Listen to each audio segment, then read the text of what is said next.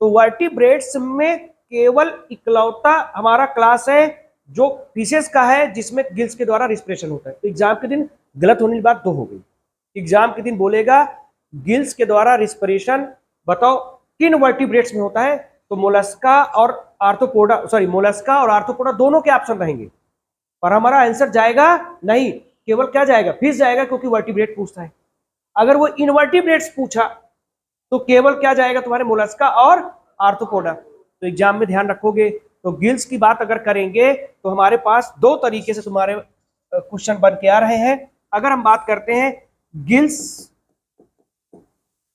या इसी को क्या नाम दिया गया था, थोड़ा बोलो, क्या बोला गया था?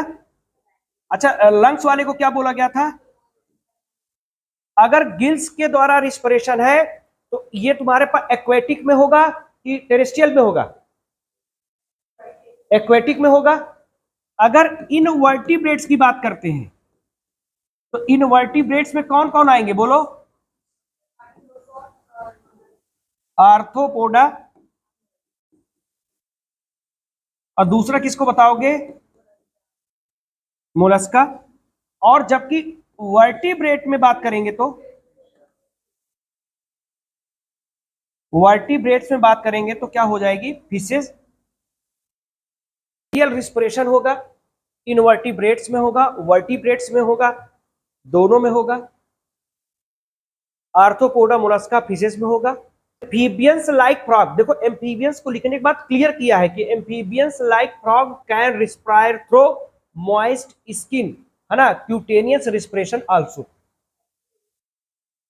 हाँ, अगर तुम्हें वो बात याद है जब हमने फ्रॉग वाली बात बताई थी तो वहां पर चर्चा किया गया था कि देखो जब जमीन पे आएगा तो तीनों के द्वारा रिस्पिरेशन करेगा, बकल कैविटी, स्किन और लंग्स। चाहे वो जब पानी में रहेंगे, चाहे एस्टिमेशन, चाहे हाइबरनेशन, कहीं भी रहे, तो केवल स्किन के द्वारा।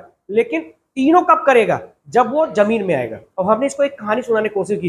पहली बार जब कोई आदमी तैयार होकर जा रहा था पानी से, कहां पर, जमीन में, तो सारी तैयारी करके भेजा गया था, भैया पता नहीं तुम जिंदा रहो, पता नहीं सांस ले पाओ, तुम एक काम करो तीनों, तो जब भी जमीन में आएगा तो बोलेगा तीनों ओपन कर दो भैया, क्योंकि समझ ज्यादातर रहता पानी में, जमीन जब निकलेगा पूरी तैयारी के साथ।